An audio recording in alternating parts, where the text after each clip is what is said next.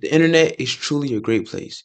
You can become an epidemiologist, a geopolitical analyst, and if you're feeling dangerous, a marine biologist overnight.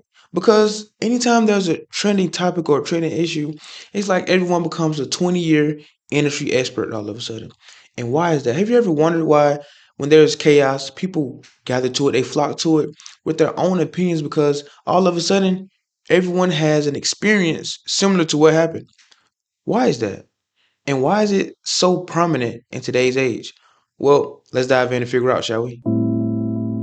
Let's be real, it's not about solving the problem. It's about draining these fruits of chaos for all this essence of drama. Because if these problems weren't on the internet being talked about, they wouldn't be talked about on the internet. Why does everyone feel the need to play expert?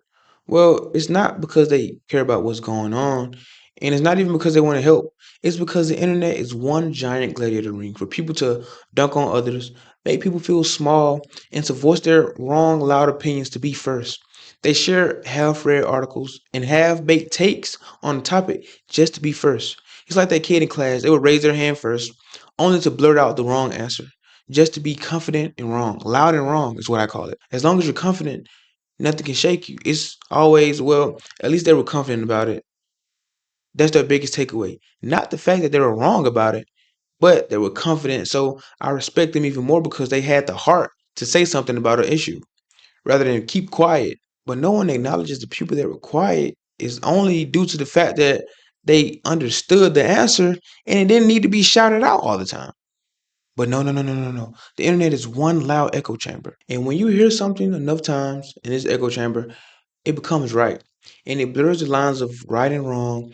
And now you're walking around like a zombie, repeating what you heard by not even doing your due diligence and fact checking what was being talked about. And that's what leads to hysteria, panic. Take COVID-19, for example. It's something new. No one knows about it. Imagine being an epidemiologist in 2019 and 2020 during the height of the pandemic.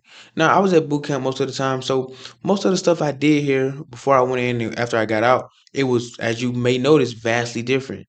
Mask this, mask there, where masks get vaccines, all these crazy things. Now, I'm not going to debate COVID 19. I'm smarter than that. It's 2025. But what I am going to debate is the people who had these strong opinions that didn't really lead to anything. I'm anti vax, blah, blah, blah. Okay, do that. I mean, why do we feel the need to say what we're doing all the time? Why do we have to shout out what we're doing from the rooftops? If an establishment said no mask not allowed, go spend your money somewhere else. Don't beg anyone to take your money. You're still breathing through the mask. So what are the masks actually stopping? In my opinion, it doesn't matter because we moved on from it. We learned from it. So now what's next? Hopefully we're better prepared for the next pandemic. But the current pandemic is people trying to be experts. And this is spreading like a wildfire. And it's been spreading for a minute now. Yet people are still taking this drug called fame, trying to go viral off a hot topic. Let's take viral trials for example. They're meant to spread awareness and be somewhat as a showing the citizens that the justice system cares. But deep down, it's just masquerading as entertainment for people to create parodies, create edits, and to give their unsolicited advice in the comment sections. I mean, why are you lawyers in the comment sections rather than being in the courtroom or helping X, Y, and Z in their court case? You want to know why? Well, maybe because you don't have any knowledge as to what you're talking about. You're just going off of what's viral and you're repeating regurgitated takes and recycled ideologies from other people who you look up to. And when these cases don't end how you think it should, no one talks about it anymore. It blows in the wind just like dust. Gone, forgotten. But no one talks about the people who it affects. The people who are affected by these cases, they have to deal with the backlash that they receive, and no one ever issues an apology. No one ever says, I'm sorry. Well, they may do it behind closed doors, but the public harassment is where the problem lays. So why not apologize publicly? I know why. It's because people have to look involved. If you're uninvolved, you don't care about a topic or issue at hand.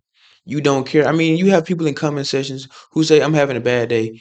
And you have 30 different people saying, well, what about the atrocities that's going on in XYZ country, that's going on in this country that doesn't care that I exist, that's going on in this country that if I was over there, I would be treated like a fifth class citizen. No help would be given to me, but I should care about this country. But my day is going bad. Why do people feel the need to bring up other issues when you talk about your own issues? Because everyone is an activist online. But where's the work that they're doing? Where is your work? Now, there are real activists and people who are actually out doing the labor and the hard work. And my hats off to you guys for actually doing the work. But maybe you should get your comrades and your posse who are in these comment sections to come out and help you. I mean, it would get more people behind the cause, right? Or maybe I'm wrong. Let me know in the comment section. You are pretending to be an expert doesn't really even make sense. If it only takes you 5 minutes, even 10 in some cases, to Google the basics of a topic and you use your own life experiences to come up with your own take on it, you can't consider yourself an expert. And no one considers themselves an expert, but they show it with the things they say and the things they do. Take the 2023 Titan submersible, for example. Now, I'm going to switch roles here. Everything that was said about this, I agree. Everyone knew about deep water physics, even though most people can't even swim, let alone dive underwater. Even I knew that from watching a few documentaries years ago on Animal Planet. I mean, we all knew that was going to end bad. It's I can't even defend that. My only takeaway from the topic was people were actually debating whether or not these human beings deserve sympathy. Now, only because they were millionaires, that's why they didn't deserve sympathy, because they could use that money towards a more common goal like ending world hunger, although they don't donate their own money to it, or like solving the homeless problem, even though they wouldn't let someone spend a night in their home. Or, anyways, I'm playing the devil's advocate too much. But how could you debate whether or not a human life deserves sympathy? Now, I understand some people, karma. Karma is a thing. I believe in karma, but I wouldn't debate whether or not a life should end so suddenly and so crazy. But according to I forget the guy. It was quick and instant. So they didn't even know what happened. It's like a sneeze almost. You sneeze, you look up, and you're red mist. The true problem is conflict is so profitable. I mean, look at foreign governments. In my government, we cash out every chance we get at the cent of a war over the smallest petty things. But unlike the government, our wars are in Reddit threads, YouTube comment sections, and of course, X, the app formerly known as Twitter. And we have all this ammunition to go back and forth at one another over an issue, but as soon as it dies down, no one ever talks about it anymore. You have your small groups of people who create these brotherhoods of the issues that haven't been solved yet, but they don't have as much power that they had when it was viral and trending.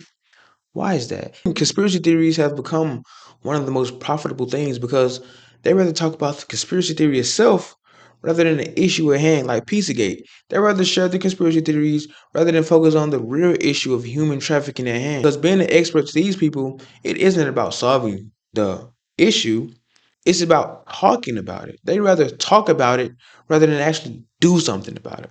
And I challenge you to go out the next time you're having a debate with somebody over a viral issue or viral topic. Say, what are you doing about it? What are you doing about it? So the next time a viral tweet pops up or a hot take comes up on your For You page, ask yourself, do I really care about this? Or am I just here for the drama? Am I really helping or am I just making noise? Because the world doesn't need more experts. They don't need you to bash or belittle someone because you don't agree with their opinion. They need more empathy. But who am I to say what the world needs? Well, I'm Alonzo. Thanks for stopping by. Don't forget to like, comment, and subscribe. And if this topic didn't resonate with you, don't worry. I'll be back in my next video with another unsolicited opinion. But that's it for now, guys. Peace.